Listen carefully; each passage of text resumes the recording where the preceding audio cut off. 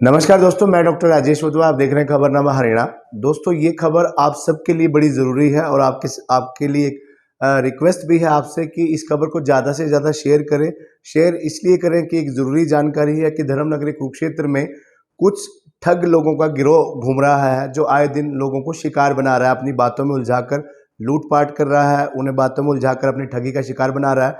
धर्मनगरी कुरुक्षेत्र में सोमवार की दोपहर यानी कल 4 जुलाई के दिन एक ऐसा ही मामला सामने आया है, जब दोपहर पटियाला बैंक कॉलोनी में रहने वाली एक महिला दोपहर के समय करीब 1 बजे जब अपने बच्चे को स्कूल से लेने के लिए घर से निकली और सुभाष मंडी, जिसे पुरानी अनाज मंडी भी कहा जाता है, सुभाष मंडी पुलिस चौकी से चंद कदम की दूरी पर है।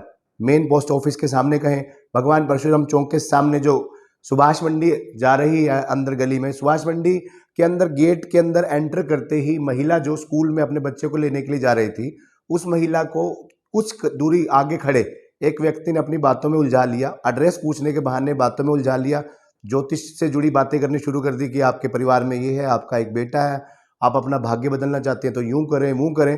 और पीछे से एक व्यक्ति, जब ये महिला और पुरुष बातें कर रहे थे, जो ये ठग महिला को अपनी बातों में जिस समय उलझा रहा था, पीछे से एक और पुरुष जो शायद उसका साथी था, उसने भी आकर उस व्यक्ति से अपना भविष्य पूछना शुरू कर दिया।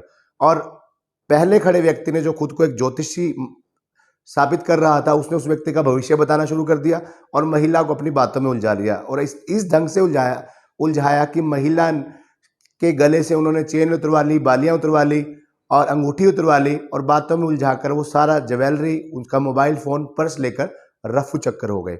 आज जब हमने पटियाला कॉलोनी में जाकर उक्त महिला से बातचीत की, उनके पति से बातचीत की, तो आप खुद सुनिए कि उन्होंने क्या बताया, किस प्रकार वो ठगी का शिकार हुए और किस प्रकार उन्होंने पुलिस प्रशासन से मांग की है कि ऐसे ठगों को जल्द से जल्द पकड़ा जाए, ताकि कोई और व्यक्ति ऐसी ठगी का शिकार ना हो। तो ऐसे में आप सबसे हमारी एक विनम्र अपील भी है कि अगर आप में से कोई भी व्यक्ति, जो हम आपको स्क्रीन पर ये फोटोएं दिखा रहे हैं, जो एक वीडियो दिखा रहे हैं, ये सीसीटीवी फुटेज ली गई है। ये सीसीटीवी फुटेज में नजर आ रहे 2 व्यक्ति, ये वो व्यक्ति हैं जिन्होंने उक्त महिला को बातों में उलझाकर उसकी ज्वेलरी ठग ली, मोबाइल ठग लिया और पर्स लेकर रफू चक्कर हो चुके हैं। ऐसे में अगर आपको ये संदिग्ध व्यक्ति कहीं भी नजर आए तो सुभाष मंडी पुलिस चौकी को इसकी सूचना दें। अगर आप लोग में से कोई भी ऐसी ठगी का शिकार हुआ है तो उसकी सूचना पुलिस को भी दें और हमें भी बताएं, ताकि हम उस खबर को ज़्यादा से ज़्यादा प्रचारित करें, ताकि कोई और शहरवासी ऐसी ठगी का शिकार ना हो। जागरूक रहें, सुरक्षित रहें। धन्यवाद। मैम, जो कल आपके साथ एक घटना घटी है, आपको मतलब किसी ने बातों में उलझाकर जो लूटपाट की है, उसके बारे में जानकारी देंगे कि एक्चुअल कल हुआ क्या था आपके साथ? हाँ जी, एक्चुअली मैं अपने बेटे को घर से लेके स्कूल में जा रही थी लेने के लिए। दोपहर का टाइम था, 12:30 बजे के करीब मैं अपने घर से निकली हूँ। थोड़ा काम था मुझे मार्केट में, मैं वहाँ दुकान पे मैंने 10 मिनट लगाए अपने, और उसके बाद मैं सुभाष मंडी चौक पे निकली और एंट्री गेट पे ही वो मुझे लड़का था, 25 से 26 साल के बीच का होगा, मतलब पहले से ही खड़ा था वो। उसने मुझे रोक के कुछ एड्रेस पूछा कि मैं हरिद्वार से हूँ। तो मैंने कहा कि भैया मुझे तो पता नहीं, क्योंकि मैं अपने बेटे को लेने जा रही हूँ, तो आप किसी और से पूछ लो। तो फिर उसने मुझे मतलब कुछ और बातें करने लगा, बताने लग गया कुछ ऐसी बातें घर के बारे में, आपका एक ही बेटा है, और कुछ बातें करी उसने इधर उधर की। तो मैं वहाँ पर खड़ी होगी, ना चाहते हुए भी मैं वहाँ पे खड़ी रही। हाँ जी, हाँ जी, धार्मिक बातों पे ज्योतिषी के रूप में। हाँ जी, फिर 2 मिनट खड़े होने के बाद ही एक बंदा और आ गया मेरे पास, वो खड़ा हुआ, वो भी कुछ पूछने लग गया अपने घर के बारे में। आपसे या उससे? उससे पूछने लग गया कि आप मेरे घर के बारे में भी कुछ बताओ, आप तो बहुत कुछ जानते हो, ठीक बता रहे हो आप बिल्कुल। तो उन्होंने कहा कि आपके घर में ना भाई साहब कोई बीमार है।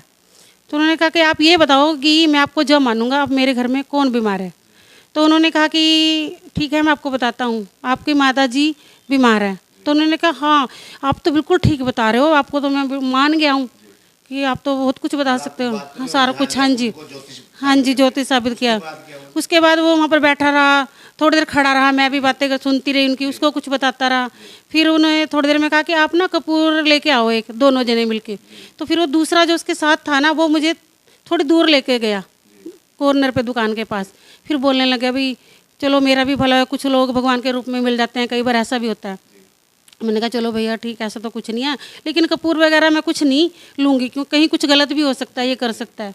तो वो कहने लगा चलो कोई बात नहीं, हम इससे कुछ और पूछते हैं बातें। कुछ और बातें पूछते हैं।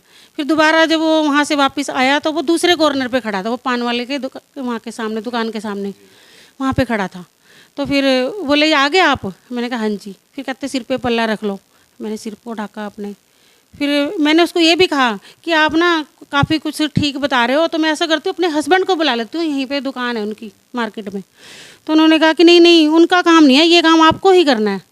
मैंने कहा चलो कोई बात नहीं, ठीक है।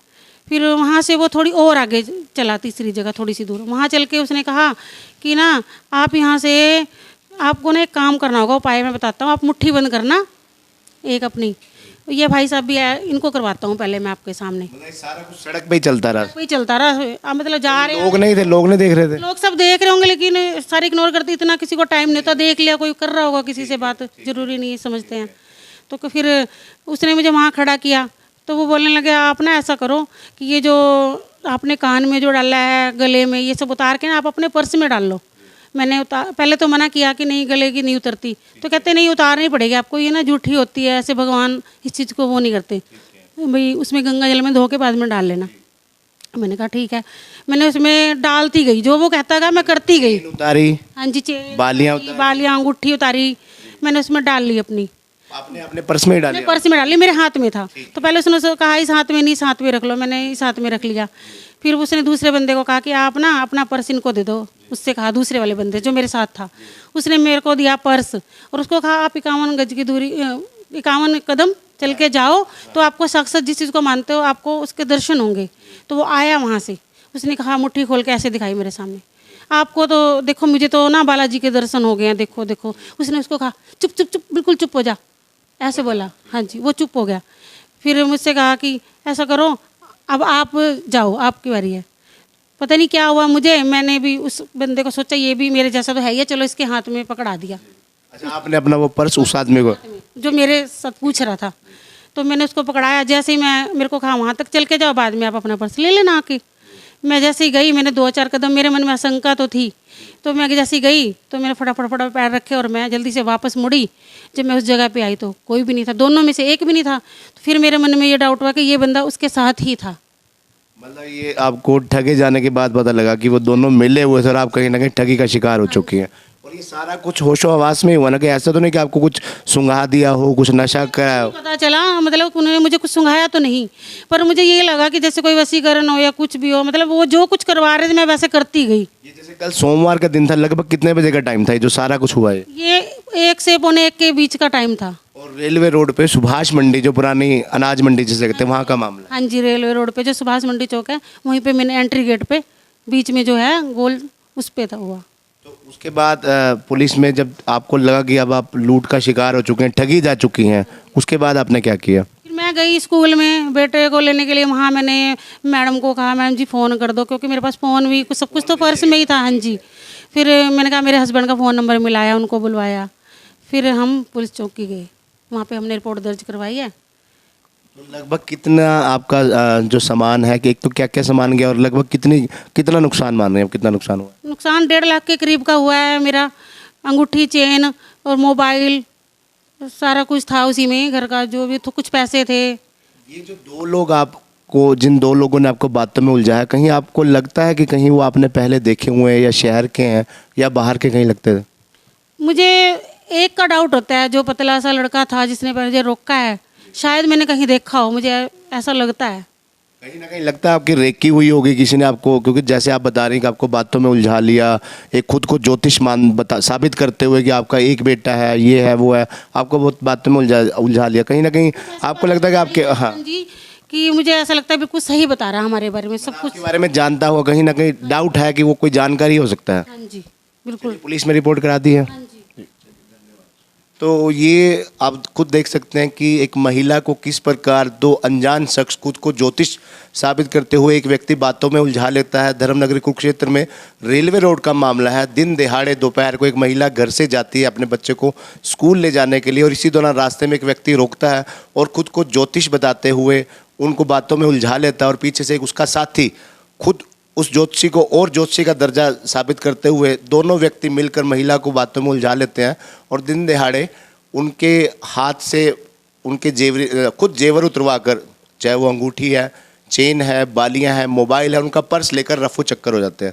ऐसे में सभी लोगों के लिए ज़रूरी खबर है कि सावधान रहिए, सुरक्षित रहिए, किसी अनजान व्यक्ति की बातों में ना आइए, कहीं आप भी कहीं किसी ठगी का शिकार ना हो जाएं। फिलहाल महिला और उनके पति द्वारा इस मामले की शिकायत सुभाष मंडी पुलिस चौकी में लिखवा दी गई है और अब पुलिस प्रशासन से मांग की है इन्होंने कि जल्द से जल्द उस आरोपी को पकड़ा जाए और उनका सामान की बरामदगी करवाई जाए। धन्यवाद। राकेश जी, कल आपकी धर्मपत्नी एक ठगी का शिकार हुई हैं दिन दिहाड़े, खासकर ऐसी जगह जहां चंद ही कदमों की दूरी पे सुभाष मंडी पुलिस चौकी है, तो आप क्या कहना चाहेंगे? मेरा पुलिस प्रशासन से ये रिक्वेस्ट है कि इन ठगों को जल्दी से जल्दी पकड़े, जिससे कोई और लोग ठगी का शिकार ना हो सके और हमारे सामान की बरामदगी करवाएं। तो राकेश जी, जो कल पुलिस ने आप लोगों के साथ जांच की, सीसीटीवी कैमरे में कुछ लोग आए हैं, तो कहीं आपको लगता है ये लोग कहीं आपने पहले देखे हुए हों, या प्रशासन से, जनता से कुछ मांग करना चाहेंगे कि ऐसे लोगों को पकड़वाने में जनता भी मदद करे, पुलिस भी जल्दी करे? मेरी जनता से रिक्वेस्ट ये है कि ये दो चेहरे हैं, इनको पहचानने की कोशिश कीजिए और जिससे आप लोग भी ठगी का शिकार ना हो पाएं। तो आप खुद समझ सकते हैं कि जैसे ठगी का शिकार हुई महिला के पति राकेश कुमार ने भी ये बात कही है कि चंद ही दूरी पर सुभाष मंडी पुलिस चौकी है जहां ये कल घटना दिन दिहाड़े घटी है। आपको हम सीसीटीवी कैमरे की फुटेज से जो ये दो लोग दिखाई दे रहे हैं जिन्होंने महिला को ठगा है, महिला ने पहचान की है इन दो युवकों की, जिन्होंने कल बातों में उलझाकर महिला के गले से सोने की चेन, बालियां, अंगूठी, मोबाइल, पर्स सब कुछ बातों में उलझाकर लेकर ठगी कर चलते चंपत हो गए। ऐसे में आप भी जागरूक बनिए, सावधान रहिए। कहीं अगर ये व्यक्ति आपको नजर आए तो पुलिस को सूचित कीजिए ताकि ये लोग किसी और को ठगी का शिकार न बनाएं। धन्यवाद।